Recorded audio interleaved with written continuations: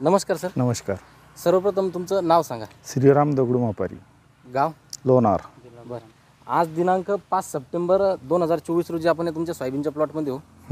तर या सोयाबीनसाठी आपण बीज प्रक्रिया कोणत्या औषधाची केली? STची ग्रीन प्लॅनेटच्या ST नावाच्या प्रोडक्टची आपण बीज प्रक्रिया केली.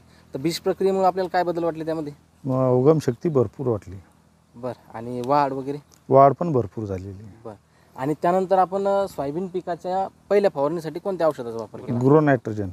ग्रो आणि नायट्रोकिनची फवारणी केली. तर त्यावेळेस तुमचं ग्रो नायट्रोकिनची जी फवारणी केली, तर फवारणी आपण पहिली फवारणी केल्याच्या नंतर तुम्हाला 4 ते 5 दिवसात काय बदल वाटले पिकामध्ये?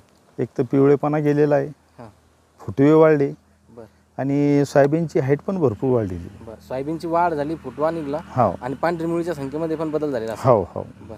तर आपण या सोयाबीनच्या पिकासाठी ग्रीन प्लॅनेटच्या किती फवारण्या घेतल्या आपण? 2 फवारण्या. बरं. तर आपण आता माल तर या पद्धतीची लागलेला आहे. समजा आपण या शेतातलं झाड काढलेलं आहे, हा माल सुद्धा आपण बघू शकतो आणि फुटवा सुद्धा बघू शकतो आणि पांढरी मुळीची संख्या सुद्धा आपण या पिकाची बघू शकतो. तर आपण ग्रीन प्लॅनेटच्या ग्रो आणि नायट्रोकिनच्या 2 फवारण्या याच्यावर काढल्या. तर या दोन्ही फवारण्यामध्ये तुम्हाला चांगला रिझल्ट भेटला? 100%. आणि याला माल कसा लागलेला आहे सर्व सोयाबीनला आपल्या? दरवर्षीप्रमाणे जे राहते त्यापरता भरपूर वाढलेलं आहे. बरं. तर सर आपण ग्रीन प्लॅनेटचे खत औषधं वापरले, तर यामुळे तुम्ही समाधानी आहात? हो.